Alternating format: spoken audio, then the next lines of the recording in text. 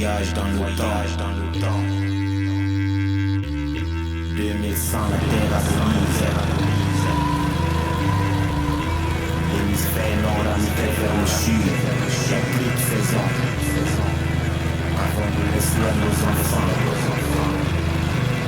Du vent, des cris plus qu'auparavant. Je vois 2100 avec des microphones baignant dans le sang. Émeutes et pandémie à contre-temps. Famine, guerre civile, interétatique, le soleil ne s'élevant. L'appropriation des dernières ressources naturelles.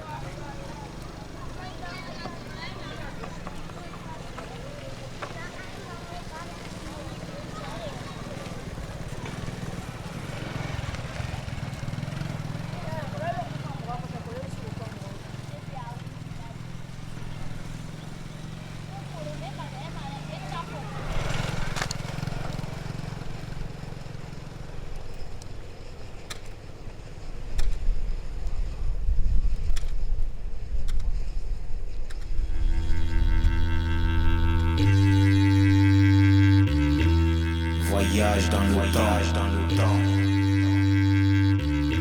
2100, la terre agonise.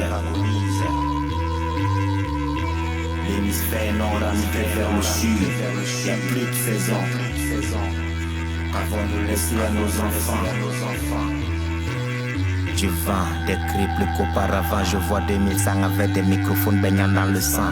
Émeutes et pandémie à contre-temps. Famine, guerre civile, interétatique, le soleil ne s'élevant. L'appropriation des dernières ressources naturelles devient un problème que beaucoup qualifient de surnaturel. Ayant baissé les taux sur la vigilance, les combustibles fossiles utilisés en permanence.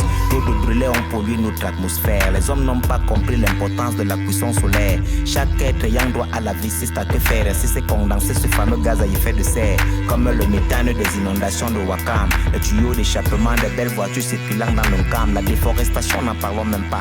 Le CO2 non absorbé a empoisonné les poissons dans l'eau. L'ingratitude de la nature de ces fluides qui mûrissent, personne ne va plus à la plage. L'eau a dépassé le niveau, plus que l'époque appelée Permien. J'invoque mon Dieu, oui s'il te plaît, invoque le tien.